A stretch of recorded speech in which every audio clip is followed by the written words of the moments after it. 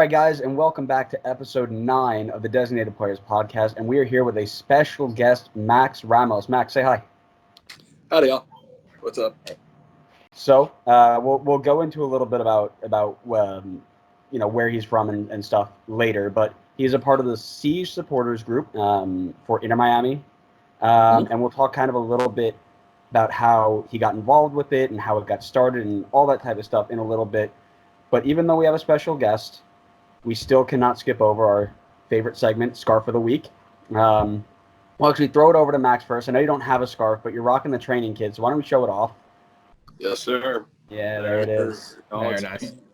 Pero Santiago glory. You gotta get the new updated logo with the herons apart from each other. Social distancing is a big thing now, guys.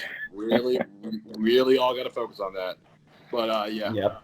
The club actually just came out with that today. It's the simplest thing, but it's already trending on Twitter and everything, and it was a literal take 2 seconds on Photoshop kind of thing, and everyone's talking about it now. You love it. You love that simple type of stuff. Really, yeah, guys, we hope you guys are all staying. staying. Works the most effectively. What's up, sir? No, I was just saying we hope everybody's staying safe out there, distancing themselves socially. I've moved to a completely different state just to stay away from Adam, so it's working. But why don't we go ahead and just move on to Adam and see what he's rocking today? Yeah, so I actually forgot I own this one. It's the World Cup final one from Russia. One of my friends was lucky enough to go to the France they play Croatia game. Right. Yeah, and was lucky enough to bring it back for me. Very nice. Very, very cool. Very nice. Con? Well, believe it or not, it's the same scarf as the last few weeks. It's still Atlanta. And Connor's only got one scarf. I only have one scarf, yeah. Let's get you a new scarf, Connor. I got several scarves I can send you, my friend.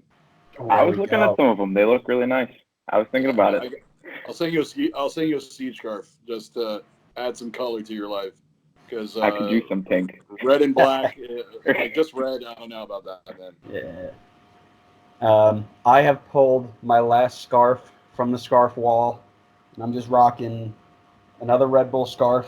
One of my favorites. I mean, another one where the crest kind of comes in together and makes the badge. But it's my last one before moving outside of MLS. And I'm hoping the league starts up soon because I'm an hour and a half from Cincinnati, and I'd love to pick one up when Red Bull go over there. But yeah, we're moving on to either other leagues or other sports completely after this week, so this should be interesting. And that's the thing. That's a new thing that I've noticed in a lot of other sports. Like a few years ago, you would never see it, and now every sport, even like down here in Miami, like the Dolphins, the Heat, they have scarves. And it's like, what? Like, when did this become a thing?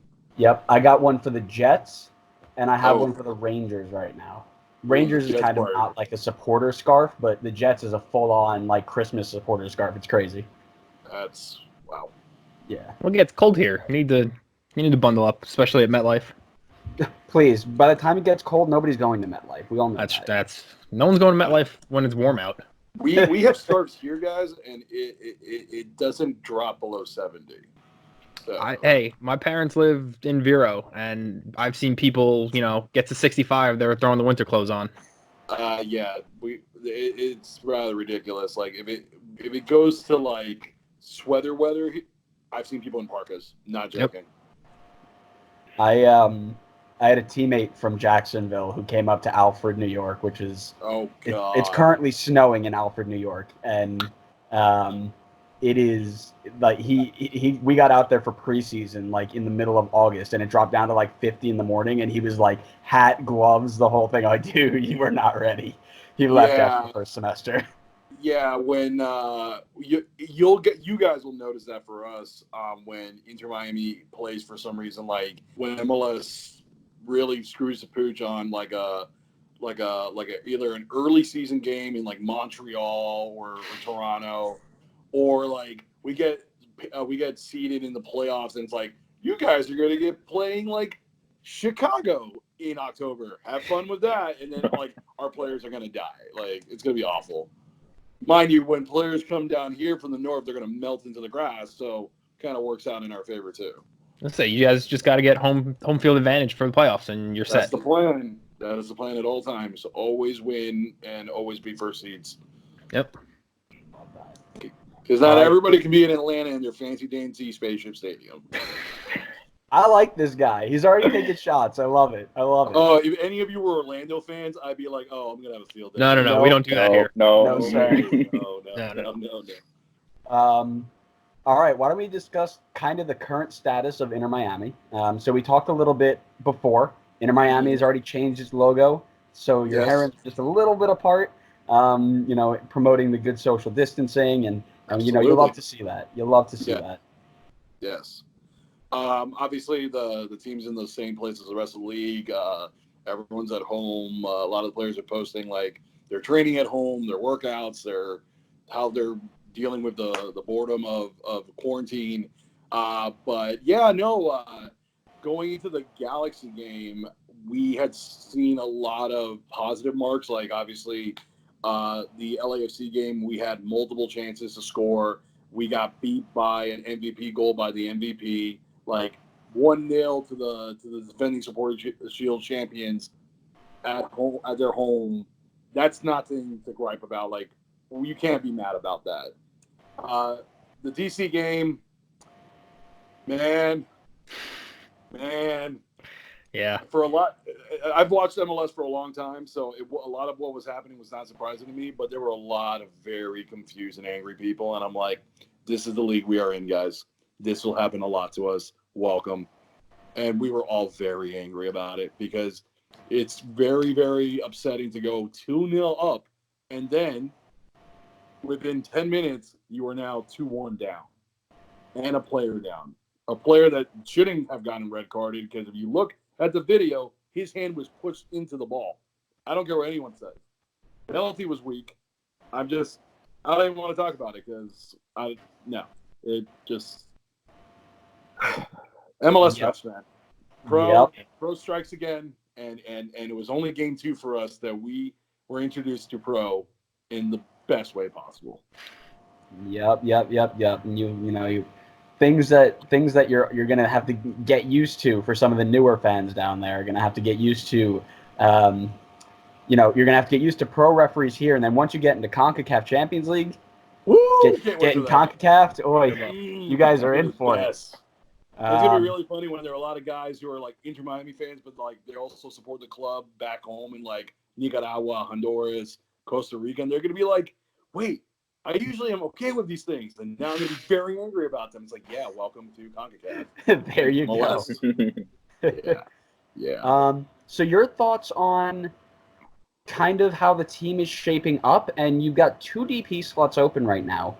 Anybody that you personally, or as the in speaking on the ideas of your supporters section, anybody who you think would be really, really nice to have brought in? Obviously, you were linked with a ton of different really big name signings: Cavani, Modric, Messi, and Ronaldo at one point, I'm pretty sure. I mean, you have all these names tied to you guys because of good old Dave. And is there anybody who has been linked or who you have seen and you wish were linked to fill those spots? Okay, so we actually have 2 slots filled. So obviously we have Pizarro, right? Mm-hmm. Yeah, obviously he's a DP and he's shown his quality already. He's been fantastic. I've seen him play in person. I've seen him on TV. He's amazing. We actually have another guy, Julian Carranza from Argentina. That's right. Banfield. Yeah, he's a young DP. Right.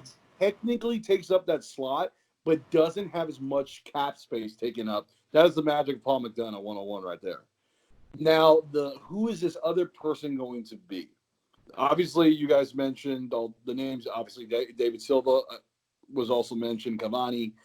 I can't really tell you because obviously at the time we were in the middle of the spring and like a lot of things fluctuate and then obviously who's going to be healthy at the end of their season, who's going to go into international duty because we thought Euros was going to happen. All these things now, everything's up in the air now. Like obviously the possibilities have actually expanded now because like Euros are pushed back a year. Guys are not playing right now, so they're probably gonna be healthier and probably gonna be like, oh, I kind of want to get out there again. It could be Silva, it could be Cavani, it could be anybody, or it could be maybe another big time Latin American player, like a Bizarro. Maybe like we get someone from Colombia, from Brazil, from Argentina again, because obviously it seems like our team is definitely going in that direction. Obviously, a lot of people, especially those who don't know, like maybe football on this side of the world, want a European star because that's going to be the star power that's going to get people going, everything. But honestly, in the end, guys, Miami's a winning town. Yeah, we want star power and everything, but we want to win. Like like when the Marlins were winning World Series, they didn't really have any big time players. They won. People cared about that. University of Miami Hurricanes, like obviously the players became big because they won. The Heat, obviously, the way LeBron James and Chris Bosh being on the same team was obviously amazing, but people really cared because of the fact they were actually winning. If they weren't winning, no one would care. I think in the end, for us as a club, as a culture, as a fan base, to grow, we need to win. If a big name comes, it's great. But like, you want an Orlando situation where Kaká, obviously one of the largest players in the world, shows up, comes, and that's it. Nothing happened. Or do you want a Joseph Martinez situation? Guy comes in, lights the world on fire, wins everything, and now it's like people go see Joseph Martinez because he's Joseph Martinez. You get what I'm saying? For sure. I'd rather For have sure. a guy. I'd rather have a Pizarro or a Carranza who could be a game changer, but isn't going to suck up cap space, isn't going to make us broke, isn't going to take up all the energy. I would. I'd rather have a kid I've never heard of until we sign him, and then he blows everything up, and we win MLS Cup. I'll say that much. And I feel Now, most people. Sorry, go ahead. no, go ahead. Go ahead. I was just gonna And I ask feel something about.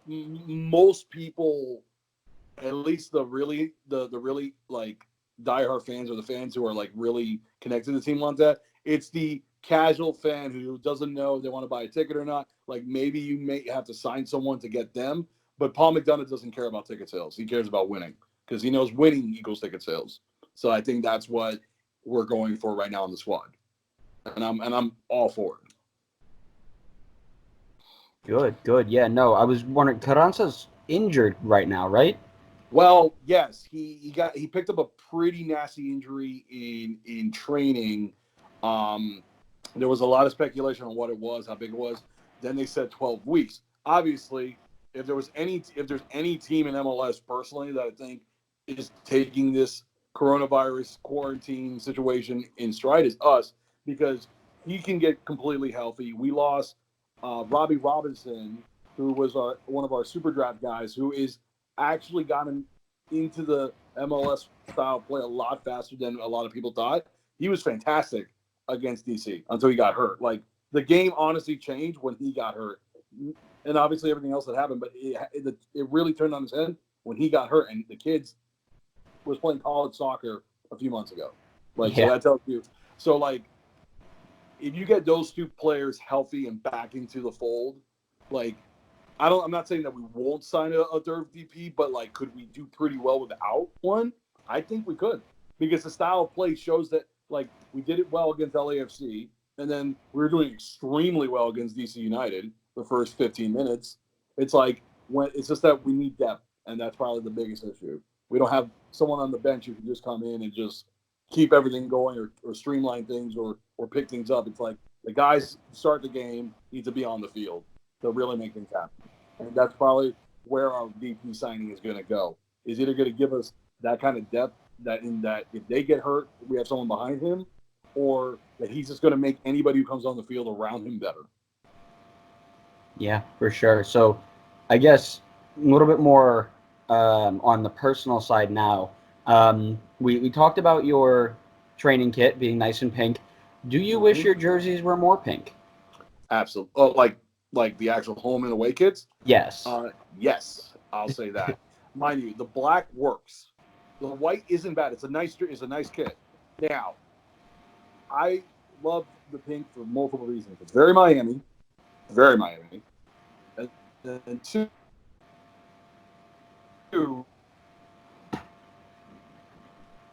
it. Why did Adidas say, "Hey, pink is great. Here's black and white"? And it just it's like our nickname is La Rosa Negra, which is literally the pink blacks in Spanish. Like, let's be what we are. Like, it's okay to have a white kid as a third kid. It's okay. Obviously, black is great. Black is very us too. Let's like, why don't we go into our identity? Maybe Adidas was scared about tickets, about selling shirts in the first season, waiting on like the response. Maybe they were waiting for the training kit, see how popular they were to do a full kit. Who knows? But I want a pink kit. I wear this with pride. This is my primary kit, like that I wear. That isn't a seed shirt. Like that's how I view it. Pink is our color. Pink should be our. We should completely wrap ourselves in pink and do everything we can in pink. I think it's safe to say that everybody here agrees with you. We would love to see more pink. Yeah, like especially with like our white kids, we wear pink shorts and it looks fantastic. Like that's a good color combination. I want to see like black kit with a pink shorts. Like that would be cool too. Like we have a lot of versatility in our colors, and it's like, what's the primary basis of it all? Pink. It's pink. Like make it our color. For sure. Personal question for me. You guys were the very lucky recipients of the greatest goalkeeper in MLS history. Yes. Just a little bit biased here as a goalkeeper and a Red Bull fan. Luis is my favorite player of all time. How are you enjoying his presence just as a person? Because I know one of the things that always, he was a great goalkeeper, right? And we all know that. But when you listen to him speak in the locker room, or even Adam and I got a chance to actually meet him at a meet and greet in New Jersey just before he left. And it's just the way that he holds himself as a person that kind of makes you admire him as a leader and as a captain and as a player. Are you guys getting that same feeling with him down there? Absolutely. We were like, the Siege already has a song about him. Like I won't sing it out loud. I think I'd rather do it at a game so you guys can really see. I think the moment I realized like this is our captain, that is our captain. He did an interview with one of our local podcasts, and the thing is that usually players talk, players speak. This man was. There was a lot of coach in him. There was a lot of mentor in him. There was a lot of veteran in him.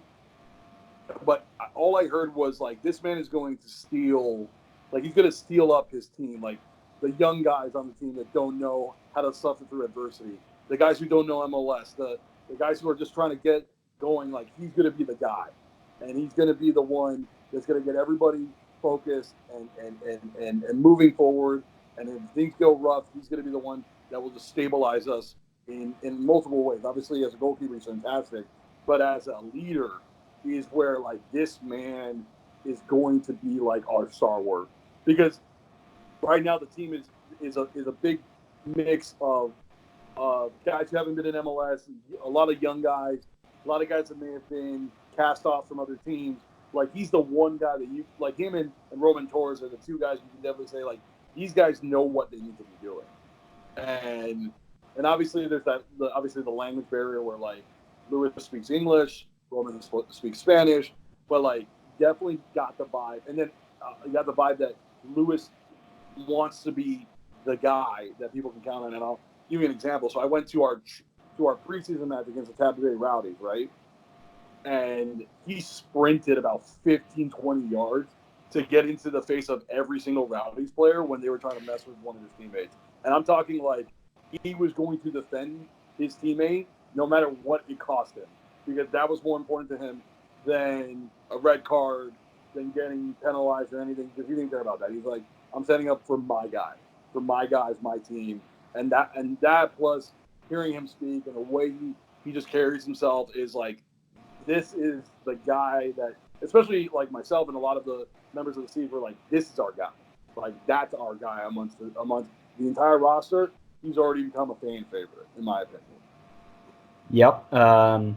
Absolutely, 100% agree. One of the biggest reasons that he's one of my favorite players of all time is that exact reason. He is the guy you look at to be the centerpiece. And not only are you getting a great goalkeeper, as shown in the LAFC game when he went off, and it literally took one of the best finishes I've ever seen in my life to beat him and beat them 1-0. Along with all of that, you've got a guy who's now able to bring together a bunch of people who have never played together before, right? And that's the biggest challenge for him. And I think you got a real good one there. Actually, I want you to write. I'm going to write a thank you note to your front office, and I want you to hand deliver it to them. 'Cause Oh thank man, you. I don't know if you want Thank us you, going to our Red Bull front New office York. right now. Love it. When I heard the Um, story about them letting him go, I'm just like, God, that's nice. That's nice. We'll take him. Thank you very much. Yeah, don't worry. It was heartbreaking to say the least for us on this end, but treat him well, and we hope you Oh, we hope you will. benefit from him. We Yeah. will. We will. Most importantly, Andrew, he doesn't wear a hat when he plays goal. All right, don't get me started. David Jensen. David Jensen. Wow. Last And question on my end, then I'm yeah. throwing it right over to Adam. Go ahead.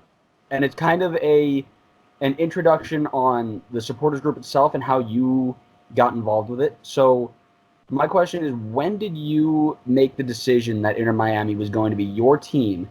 And when it came around and you realized, if it was early on, did it frustrate you how long it took them to get here? Okay, so starting off of when did I decide? Okay, so essentially it started for me when I was part of the American Outlaws Miami chapter. I was vice president. So that was essentially like my introduction to being a U.S. soccer fan, right? Because I watch soccer. I'm a Manchester United fan, all that stuff. But I was like, this is my decision to become a U.S. soccer fan, right? And then like we obviously pivoted to, oh, David Beckham's bringing a soccer team here. Mind you, this was late 2013, just to give you context on time. And then if you would have told me in late 2013, 2014 that our first game wouldn't be until 2020, I would have laughed in your face because of that moment. I was there when they announced the team was coming at the art museum with Don Garber and everybody there. I was like, okay, we're going to start in 2 to 3 years, right? You would have told me what would have happened. I would have been like, you're crazy. I, for the most part, kept the faith through every stadium site, every twist and turn, oh God, I don't even know how to even explain the whole process. Learned a lot about my city, a lot in terms of politics and what one can expect when you want to do something of any sort. There were times that I was like, maybe this isn't happening because like where's the proof? Where like give me something to hold on to. And then obviously once the Moss brothers got involved, and they did the formal announcement, we're like, okay, we're starting in 2 years. I was like, okay, we're in. This is it.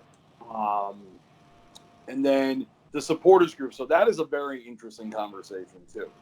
Much like our team, the supporters culture for Inter Miami also evolved and went through a lot of hoops and turns and ups and downs, where there was an original group of guys that I was part of trying to get a team here. Then the team comes, and that's where everything starts kind of like going all over the place. There were a lot of guys who had their ideas of what a supporters group should be, so they went one way. That's one supporters group that is part of the Inter Miami fan base. Then there was the other supporters group that I was part of. Then there was a disagreement on identity and what we were going to be about, so we split off again. And what eventually happened is that the group that I was part of that split off or stayed became the Siege supporters group. And now the thing is that one of the main things we wanted to do was to connect our group's identity to our team, because obviously if you're a supporters group for your club, it has to represent either your area or your club, right? So we decided on Siege because what we realized is that the birds on the Inter Miami crests are herons, and a group of herons is called a Siege. And we thought, well, that's awesome. And I did not know that. That is awesome. That is sick. Exactly. So we were like, done. That's our identity. And the way we think about it is that we are very much about like supporters. I've come to gather that a lot of supporters culture, especially in MLS, a lot of the supporters clubs are much more about the supporters club and what like the supporters club does, rather than about the club and the team on the field. And that's not what we believe in. We believe in Inter Miami. We support Inter Miami. We're Inter Miami fans. Like, yeah, we're the Siege. Like, we love being part of the Siege. We love being in the Siege. I'm literally the president.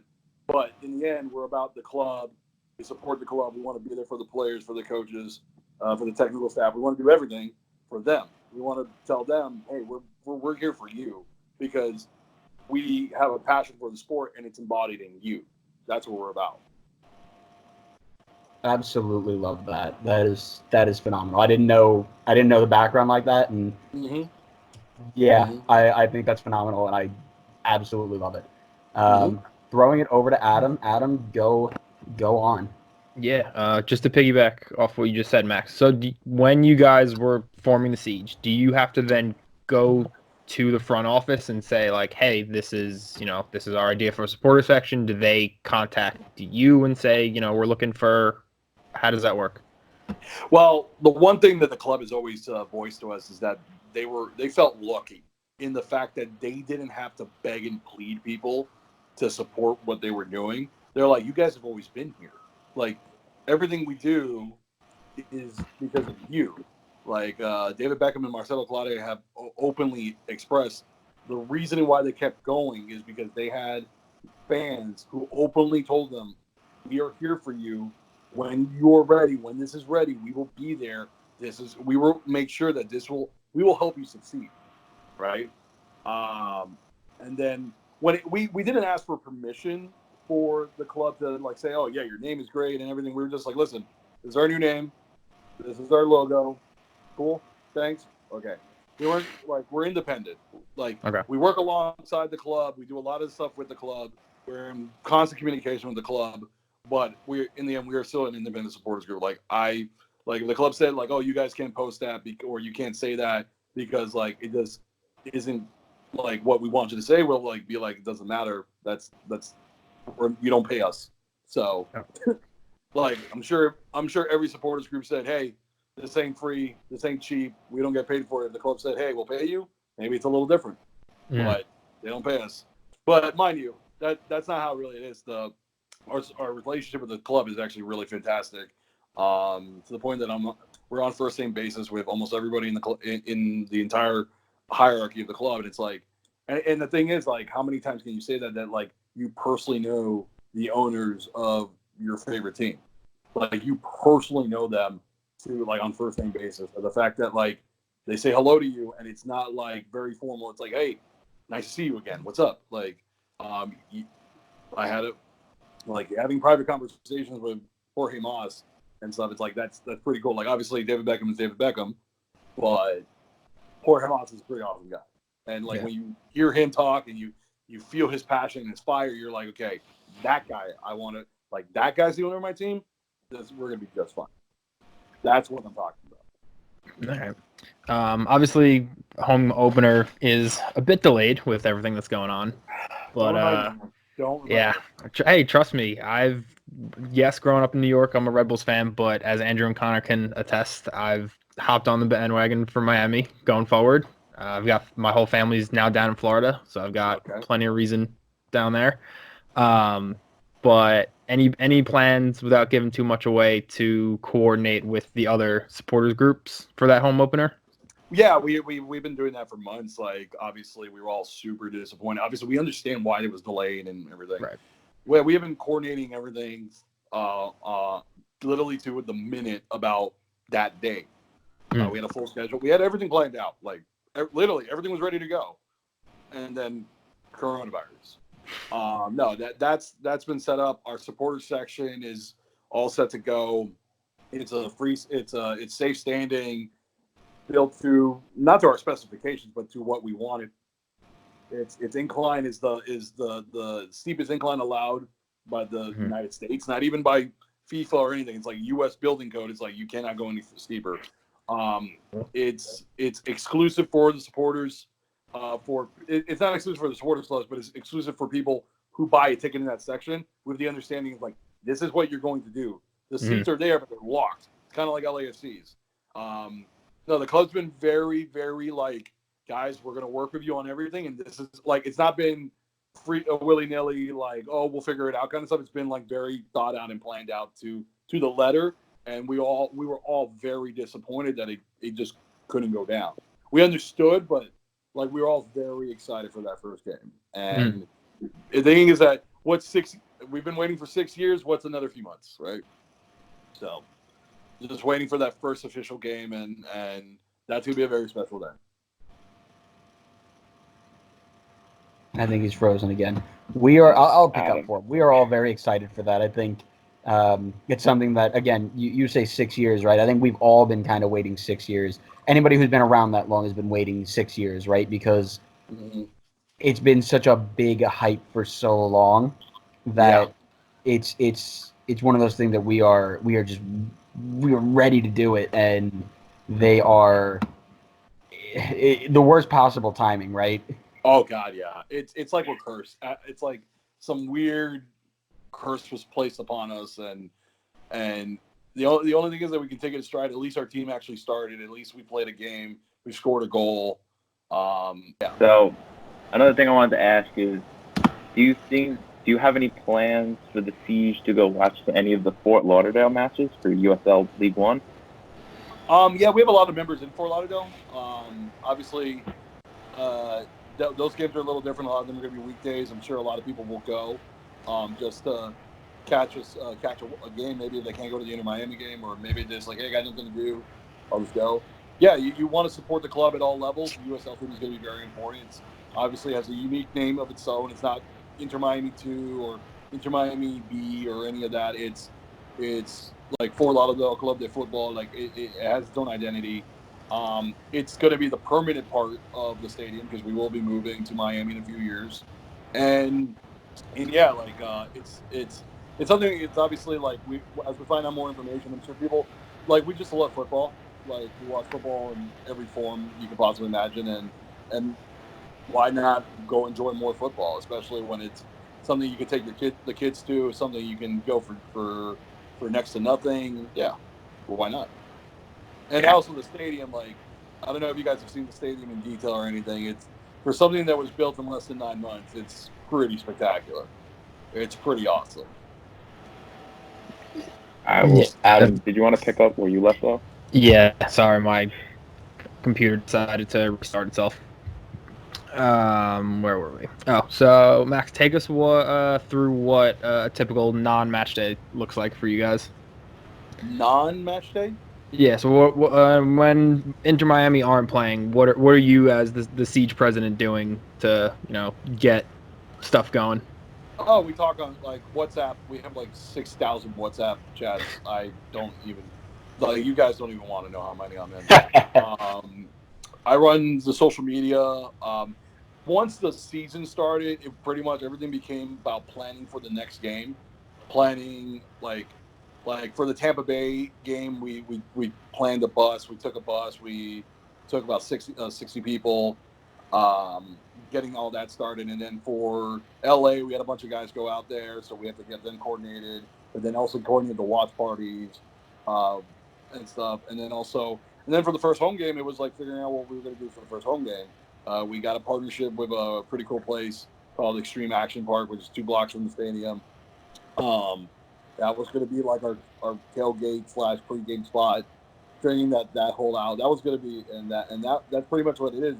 It's a lot of coordination. It's a lot of planning. Mind you, it's a lot easier now to like coordinate and plan because everything wraps around when and who is Inter Miami playing, and where are they playing. Are they playing home? Okay, this is what we're going to do. If we're playing away, okay, this is what we're going to do. That's pretty much what we do, and we're constantly talking on WhatsApp. We're constantly talking on the phone, and we're calling each other. Because I think is that one thing I really enjoy about being in the Siege is that we're all friends. Before anything, is that we're friends and we enjoy talking to each other, even not about non-sports, about anything else. So just it's not just about the Siege, it's not just about soccer or Miami. It's just generally like talking to each other, and then it's like, oh, now we can talk about like this thing we love so much, and we're planning it when we're just planning fun things, which for years is all we ever dreamed about because of the fact that we were waiting for our teams to start. Now's the fun part when all I'm planning is tailgates, watch parties at bars, and soccer games. Like, if you would have told me that, like, this is what you're going to be doing here, I'd be like, sign me up any day right now. That's all I wanted. Yeah, definitely. Did you go to either of the away games so far? No, I did not. LA was just a lot of stuff happened that I couldn't afford to go to LA, and then DC. I love DC, like as a city. I wanted to go see the stadium. It's just bad timing. If it was any later in the year, I probably would have gone. I plan to go to Orlando, and because and then I want to go to Atlanta because I like the city of Atlanta, and I also want to beat them in the city of Atlanta. That'd be a lot of fun. Other away games that I would like to go to is just like Nashville, and because I love Nashville as a city, and then hopefully one day Chicago. I want to visit every city, every stadium in the league, but it's obviously like trying to figure out which ones. It's always like the hardest decision, depending on like what time of day is the game, what day of the week is the game, things like that. Yeah, you can check New York City's off your list because they don't have a stadium. Oh, but I like baseball. Yeah. Had to throw that in just for Andrew as a Red Bull fan. Any shot I can take at NYC is welcome. How for those, for a typical away game, do those stadiums let you guys in early if you have stuff to set up, or does it for the away games? That's I'm sure you guys know this as well as anybody. Like every MLS team has its own policy. They're pretty much given free will on that. So for LA, it was actually like they got in. The guys who got in later because that was by there was a point to that, like so that they could get like guarded security into the stadium and then out. Yeah. Tampa was a little easier, but that's like at the USL level, it's a very different ball game. Right. It's much more like, okay, sure, do whatever you want. We got there before the Tampa Bay fans. We left after the Tampa Bay we could literally walk in and out. It didn't matter. DC, we didn't have members go, but we heard from the other groups that it was a little weird, a little chaotic. There wasn't really a set plan.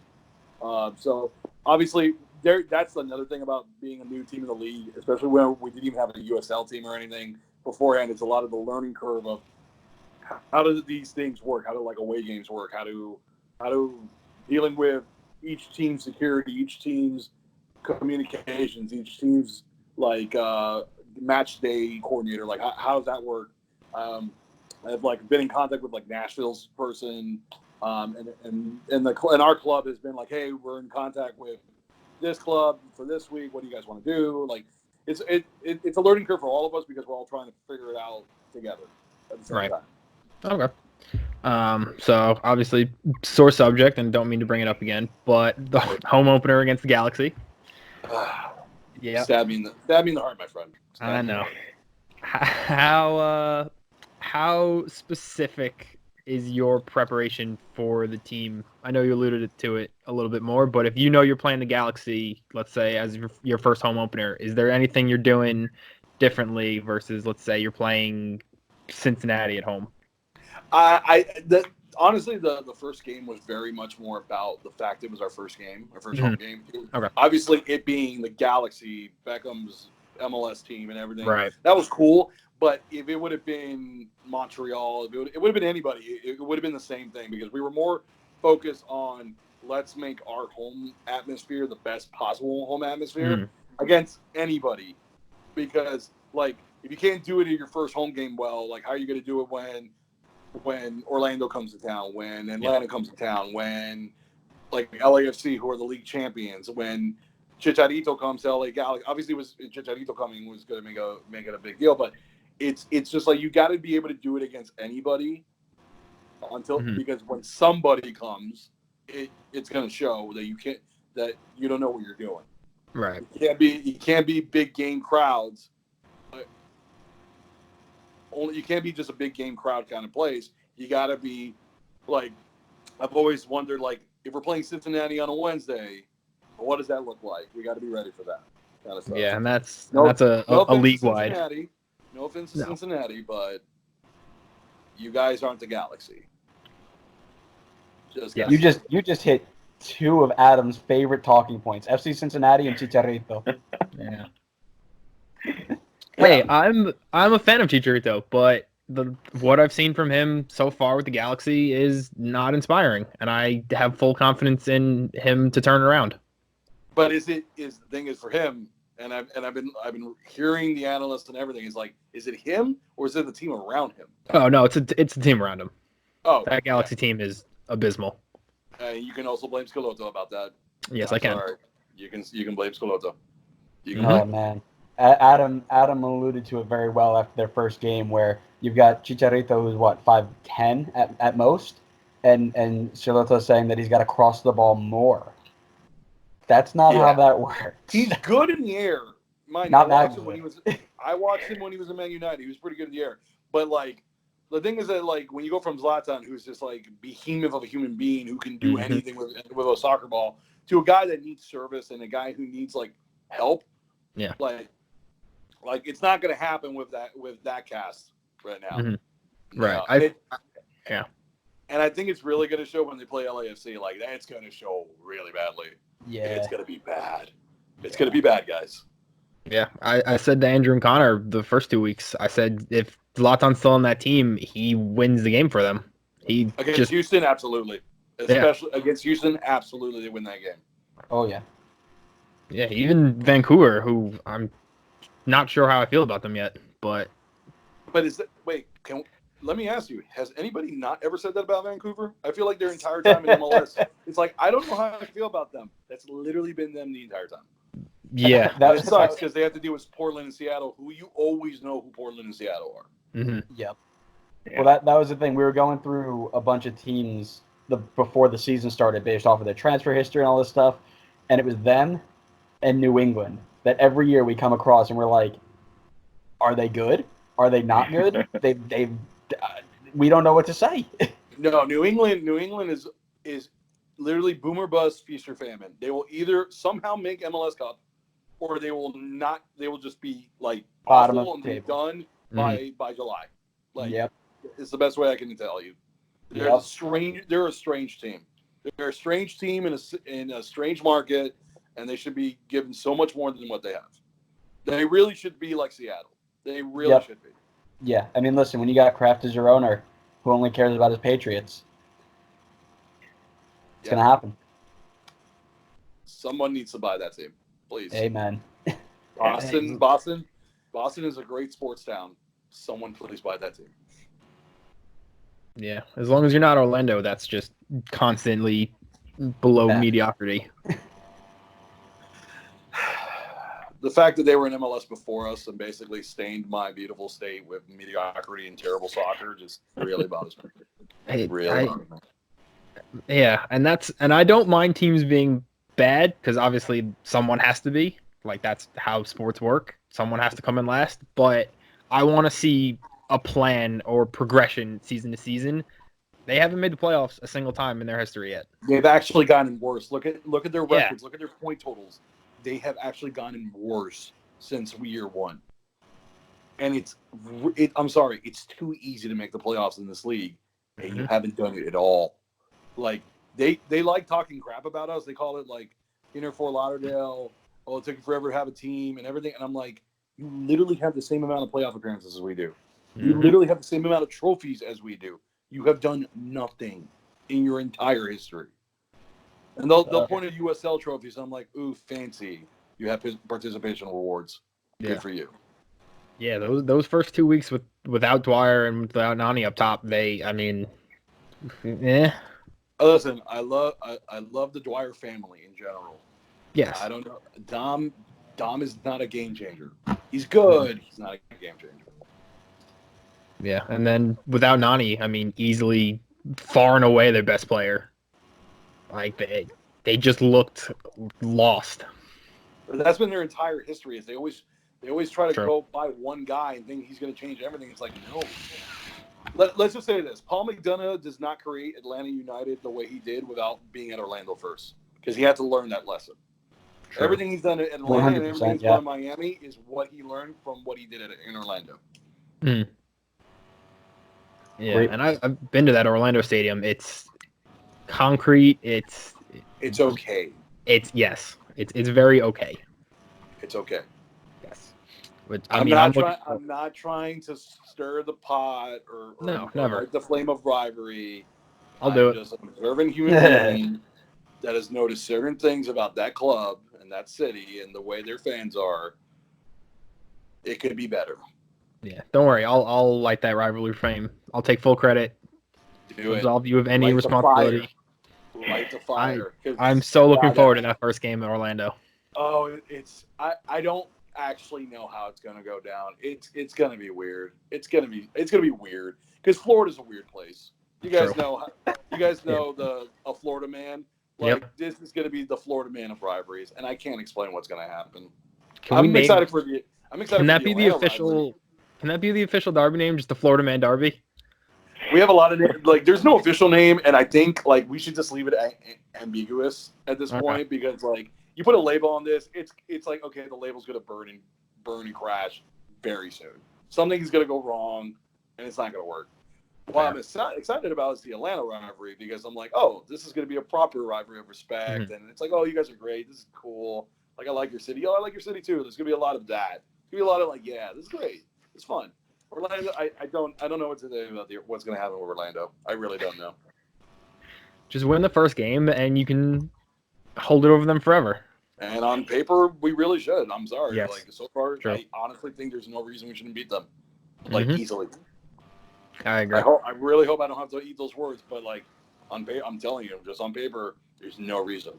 I was about to say, be careful, right? Because Orlando finds ways to pick out stupid points all over the place. That's just against the Red Bulls. 4-3. Just against the Red Bulls. It's just against us. The club I'm actually scared about is Columbus because Columbus somehow always wins weird games, and I don't quietly very good. I hate it so much. It's like, why are you good? It doesn't make especially this year. I think they're very good now. Oh yeah, Caleb Porter's got that. He has a way about him. He figures it out. Also, for some reason, he knows the players that fit his system, and he goes and gets them, and then he makes a team out of that. You mean he got Darlington Nagbe again? Oh, exactly, wow. Exactly. If Caleb Porter is away from Darlington Nagbe for too long, it's like the sun doesn't rise in the sky. Like something's wrong. Like he needs Nagbe near him at all times. Yes, and you can try to prove me wrong and look at Caleb Porter's career. Where's Darlington Nagbe? If it's next to him, things are going to happen. He's always in his back pocket at some point, for sure. Exactly. I think this was my last question, but obviously you guys are looking to, be your own support, like fan group, do your own thing, stand out from the rest of the league. But are there any supporters groups around the league, like let's say the 3252, Timbers Army, that you guys look at and say, that's the benchmark. That's where we want to get to. 3252 definitely was one group, or not. Remember, they're not a supporters group. They're a collective of 9 supporters groups. But what they do in LA is really cool. We're personally in the Siege. We're very close to the Resurgence in Atlanta. We have friends in that supporters group. So what Atlanta does is really, really cool. And then honestly, other than Orlando, pretty much everybody else in the league has been nothing but welcoming, nothing but very, very kind, saying, hey, so excited to play you guys, excited to go down to Miami. We were having really good conversations with the LA Galaxy supporters groups about them coming over. No, honestly, it's been really, really great seeing the response to Miami in the league, especially amongst the supporters group saying, hey, you guys are one of us, come on in, and it's been great. And then modeling ourselves after anybody, we've seen what works with some groups, like Timbers Army does it really well, Seattle does it really well, obviously. But then obviously we have to add our own flavor to things. We have to do it our own way because one of the main issues I personally have in a lot of MLS supporter culture is for a lot of teams, from one club to another, all you do is change the colors and change some of the words in the songs, and it's the same thing. So we wanted to definitely do something a little different, especially we obviously amongst the entire collective of La Familia, we sing a lot more Spanish than maybe some other teams do. Our iconography, are the things that we wear. Obviously I'm wearing a pink shirt and I do it openly and proudly.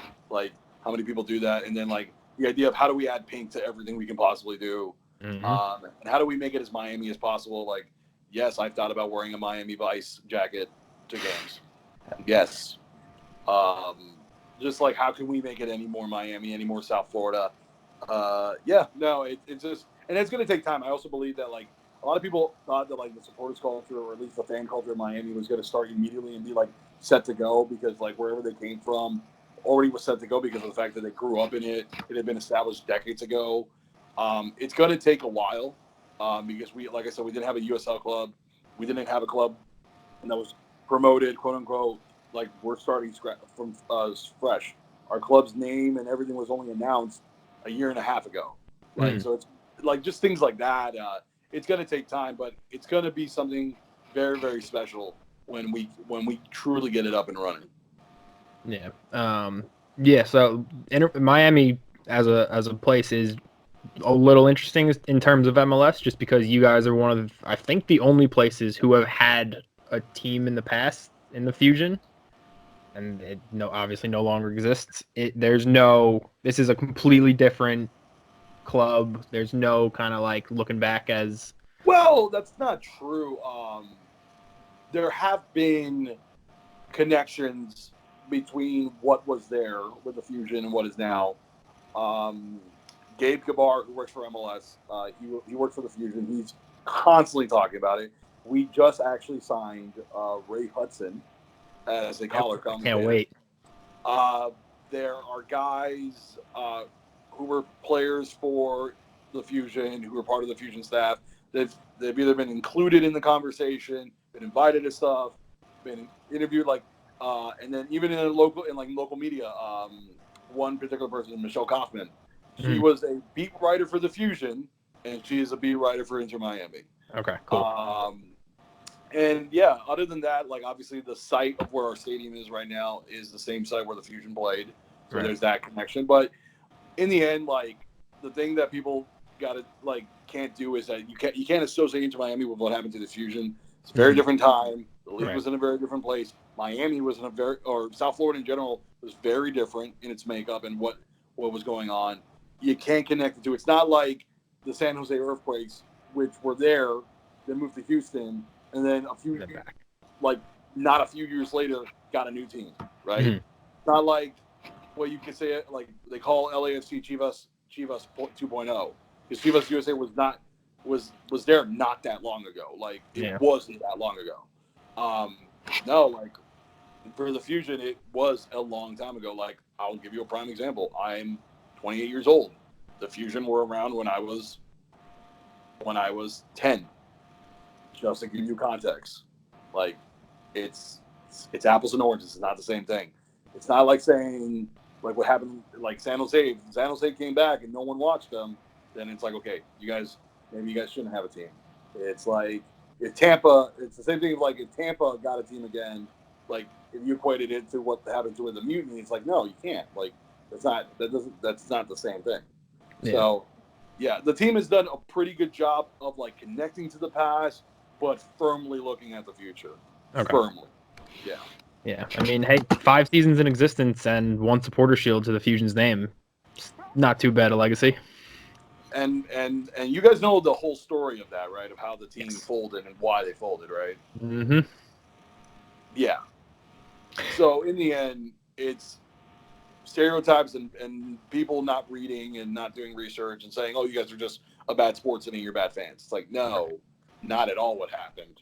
Just we had literally a poor owner, or a guy who didn't want to spend money, and a league that was hemorrhaging money at the same time.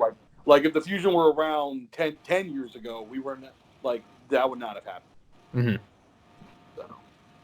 Yeah, that was a weird time in MLS. We were doing 30-yard penalty kicks and the whole league was on death's door, honestly. Yeah. No one likes to admit it now, but it really was that bad. So I think if the and here's the thing, we almost had an MLS team in between. It's really people talk about it, like 2008.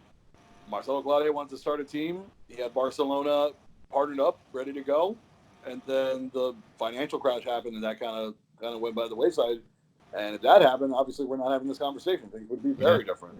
So it's all like a game of of chances and luck and what, like, right time, right place. And now it's the right time, right place, and the right people. And I'm very excited for the future. Yeah, can't wait. I'll throw it over to Connor now. All right. So we talked a little bit before, but kind of the swing thing in a different direction. A lot of this is an if right now, if we have this season. Connor, why are you hurting me, man? You're just I really hope that we do, but yeah, because I have 2 games to my team right now. I have 2 games. Connor's our downer here. Like, we bring everything up, we're all hyped, and then Connor's like, yeah, if this season keeps going, and then he brings everybody back down to reality. So, well, I'm just hoping for some injury recoveries right now, and I'm sure Miami is as well.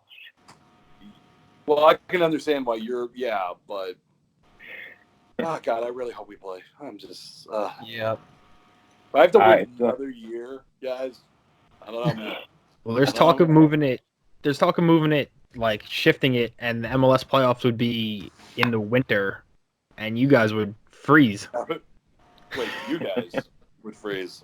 Well, it's gonna be 60. It's gonna be 75 degrees outside. It's gonna be amazing. Everybody will start tanking so they match up with Miami. So they everyone's get an away gonna be trip. Like, just keep losing. We're gonna go to South Florida. Let's go. Yeah, we don't know what winter is, guys.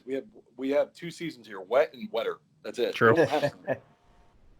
Like, I know you guys will come down if the Red Bulls play us or Atlanta plays us. Everyone's gonna be like 100%. just like flying in droves. Yeah, sitting in Jersey in 20-degree weather is not ideal. No, especially watching a game. Absolutely. Yeah, I'll pass. Yeah. All right, so I'll be more optimistic about it. So when you guys play this season, are you more excited to play the game against Orlando or Nashville? Okay. Are we playing at home or are we playing away? We'll assume home. Okay, home, Orlando. Away, Nashville, because Nashville is a much better city. I love the city of Nashville. So that's different. Also, we have no rivalry. We're not going to have a rivalry with Nashville. Like, there's no reason to. Orlando's going to it's different. It's just I don't know what's going to happen. I just don't know how it's going to go down. That's all I can say. I don't know. Well, it could be like a similar type of thing with Atlanta and Orlando, where it's like they try to push it as a rivalry, but it's kind of just like a one-sided thing. Well, no, the thing is that, like, the Orlando-Atlanta rivalry was simply because you guys were the closest MLS clubs to each other. Like, we share a state together. Like, it's like a lot of Miami people go up to Orlando for Disney, and a lot of Orlando people go down to Miami to do anything fun. It's different. Like, playing Atlanta is going to be like 2 big cities that, like, are really fun places, and people from one go to the other. And obviously your team is really great and your fans culture is really awesome. That's going to be fun. New York and Miami have a lot of sports rivalries in every sport. Like, if you name a Miami team, a sports team from Miami, their arch rival is probably a New York team. Mm-hmm.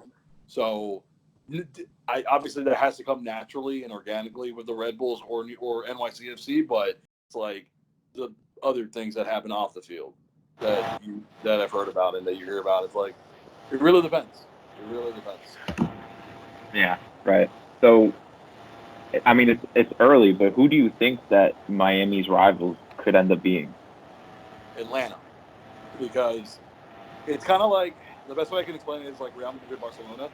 There's like, obviously there's like that weird historical element to it, but like there's no actual reason they should be rivals other than the fact that they're the 2 biggest clubs in Spain, right? Like, Real Madrid's main rival should be Atletico and Barcelona should be Español, right? So technically it should be Orlando, right? But if Orlando loses every game, like Atlanta and Orlando are a rivalry, but when Orlando doesn't beat Atlanta, what is that after a while? It's just a game, right? Right. Like the Red Bulls and NYCFC, obviously it's a derby, but for the first few games, it was not really a contest. The Red Bulls had their way. Those were better days. Yeah. And it was like, that's a derby, but like the Red Bulls were like, we're really more focused on these 2 United. Yes. Right. So it has to.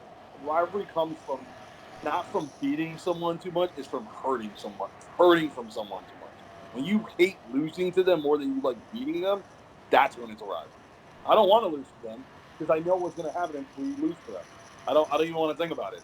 And that's honestly like right now the idea of the rivalry is just the idea of you're the closest club from we gather, um, what we gather on like social media and stuff.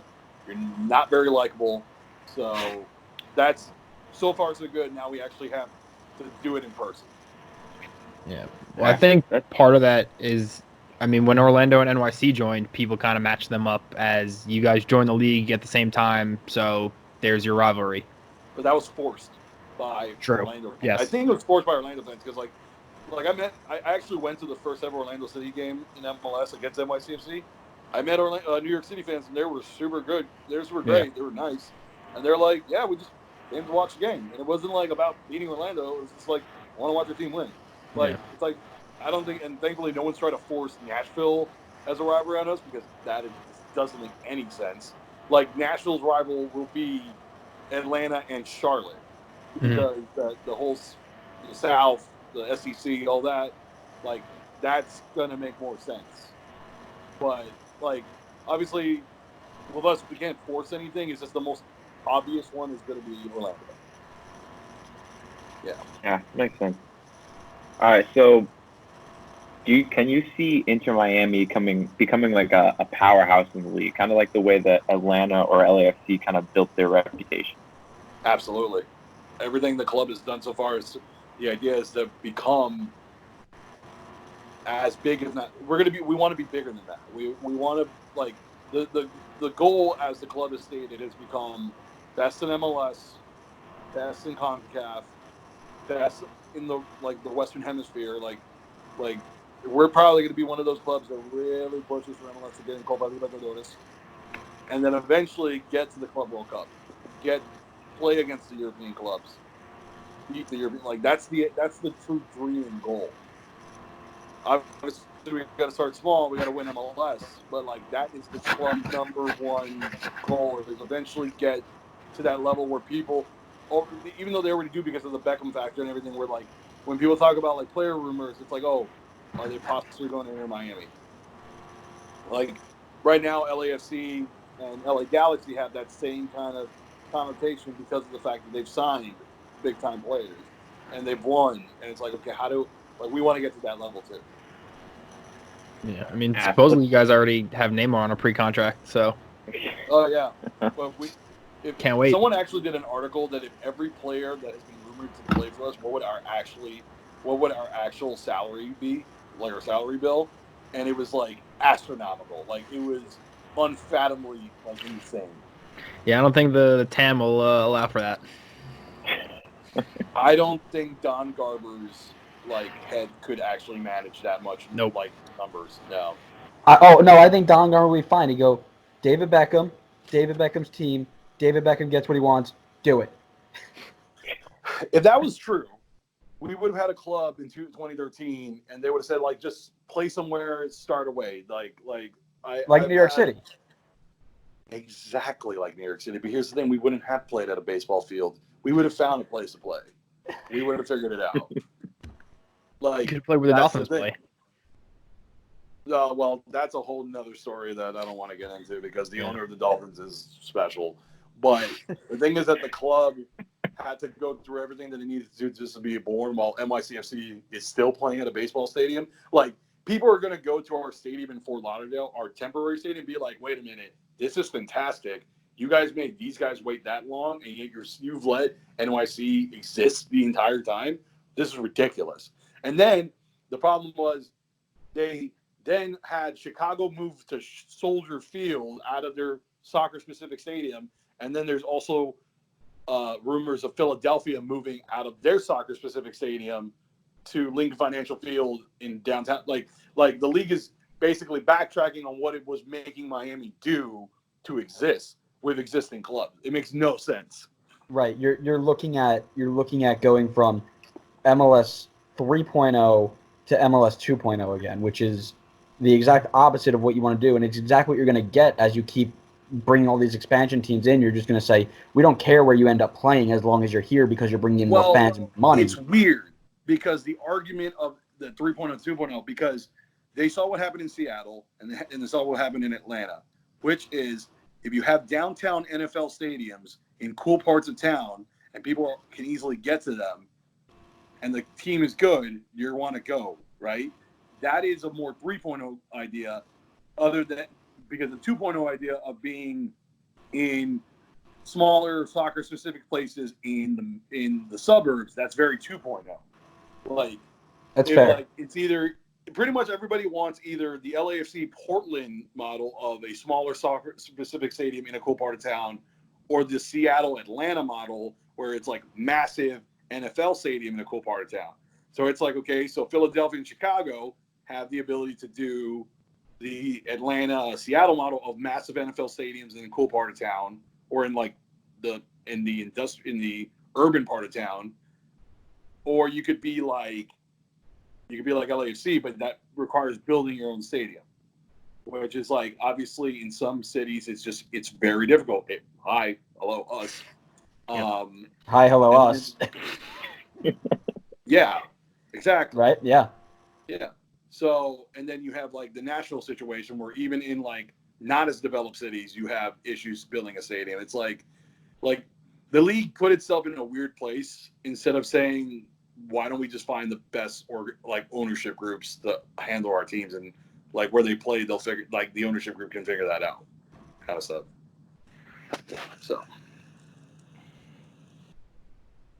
All right, well, I got one last thing from me, and then I'll leave it to Andrew. So just a quick fire prediction of where Miami is going to finish in the Eastern Conference this season.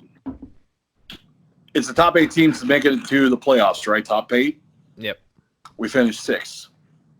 All right. Pretty fair. It's top 7.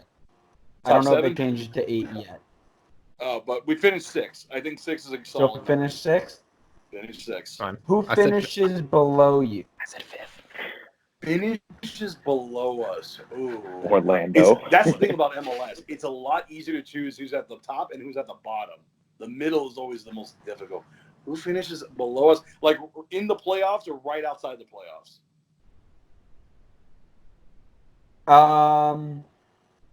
Right outside the playoffs. Who doesn't make right playoffs? Outside the playoffs in the East. I honestly think it'll be Nashville. I think they're sneakily good, and you realize it when you see them play.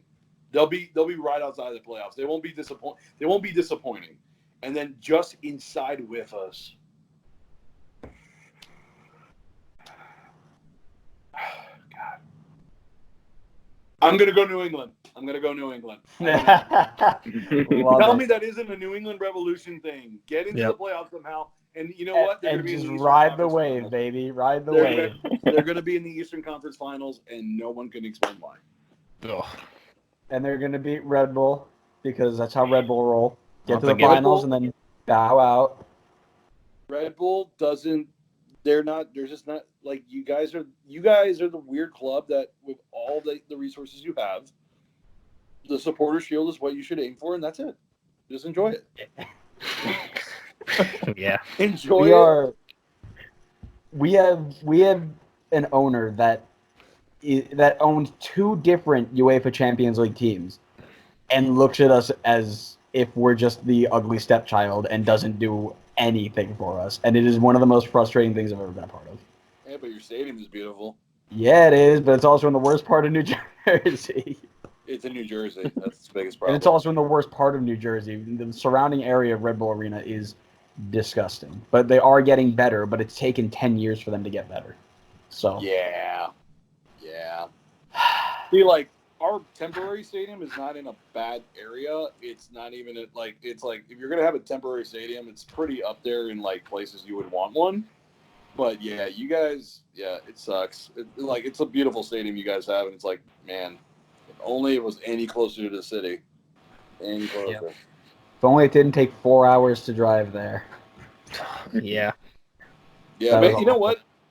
Makes my commute to games not feel so bad. So it's usually an hour and a half, and there was some sort of construction on the road we usually take, so we had to take it through New York City.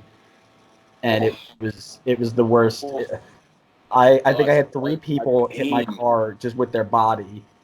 We got stuck in the Lincoln Tunnel for like an hour, but I'm not even gonna. If I get into this, I'm gonna punch a hole in my wall, and I don't have the money to repair that yet. So, I think that's it for us. Thank you so much for coming on, Max. Yeah, we really appreciate it. Hey, this has been really enjoyable, guys. Where can our listeners find you and the Siege on social media? Okay, so all Siege social media is Siege Miami, our Twitter and our Instagram. We have a Facebook group. Our website is siegemiami.com. Find me. I'm on all social media, but I'm a big Twitter guy. I'm Inter Miami Null because I'm a huge FSU fan. I'm an FSU alum. So you can find me. I also run the Siege Twitter, so that's my voice behind the mask. We are constantly also retweeted by the team. So you can find us pretty easily. And our website links all social media. So it's siegemiami.com. Very easy to find us. And and we're like the last thing I wanted to say is that we like to consider ourselves an extremely inclusive group. We are welcome to anybody, no matter where you're from, who you are, anything about you. So if you want to join us, go ahead. I'll say hello, and you're welcome to anything, any event, anything we do. Anybody who wants to be in the Siege is in the Siege, in my opinion. That's the way I look at it. Love that. Absolutely love that. And that's the thing about sports, right? It doesn't matter what's happening in the world or whatever it is. Everybody's welcome, and it's a place we kind of escape those realities, right? When there are sports, man. When there are sports. Yeah, when there are sports. We need sports. Hey, I don't know if you guys saw marble racing on ESPN. Oh, what God. kind of racing? I said there was insane downhill marble racing on ESPN the other day. Highly recommend. I am this close to paying for streaming of a foosball match at this point. I will take that. Don't sleep on Gel's marble runs. I've been watching that for years. You guys are slow. Thanks again for coming on. What kind of gambling habit do you have, man? What's a gambling habit you got to talk about? Thanks again for coming on, Max. We really appreciate it, especially in this downtime of the league. We wish you all the best for the Siege going forward, for Inter Miami going forward, and we hope that you can make it to the Eastern Conference Finals and lose to the Red Bulls so that we can go. New England Revolution. Let's do it, guys. Let's go. Have a good one, guys. But other than that, do you have anything else you want to say before we leave? Anybody else have any other parting words? No. I'm making a bet with that guy right there. That scarf is mine when we beat you guys. And I'm talking about Atlanta. Oh. I want it in the mail with a lovely, lovely letter of, yes, you beat us. That's what I want. I'll send you mine if we lose to you. I will send you my address. Connor, take the bet. Do it, Connor. Take the bet. I'd feel more confident at Martinez. You would feel more confident with the best player in the league. Oh, really? Yeah. I'm sending you my address so we can make this bet happen. There we go. We love it. I'll wager a Red Bull scarf if you're down. I'll throw in a scarf from the wall. Guys, if I wanted a Red Bull scarf, I would just get a bunch of cans and put it on the wall. I'm good. Fair. I don't need that. Yeah, that's understandable. You guys are a company logo. Congratulations. I'm sorry. And we still don't have enough money to pay for players. Woo! Hey, but your stadium's nice, right? Your stadium is so nice. That's all that matters. It's all the tarps and everything. It's so nice. Yeah. All right. I don't know. He's taking shots at me now. I think we got to end this. Oh, I could literally go down the entire league's standings and have something to say about each team. I don't make fun of my own team. I get it. Inter Fort Lauderdale. It's our nickname. We embrace it. Love it. Yeah. Thanks again for coming on. We really appreciate it. We had a great time. Hope you enjoyed being here with us. Mm-hmm. And we will see everybody next time on the next episode of the Designated Players Podcast.